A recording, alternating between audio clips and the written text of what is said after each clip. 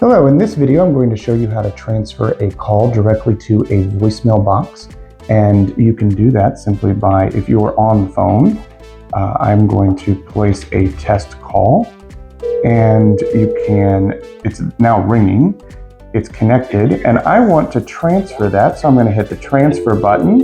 If you dial 86 and then the user's extension, and then you can hit your blind transfer, it then transferred that that call to that voicemail box.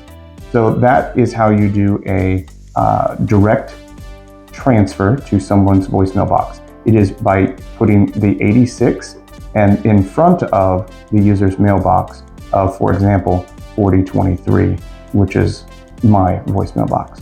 So it's very simple. It's 86, the number in front of somebody's voicemail.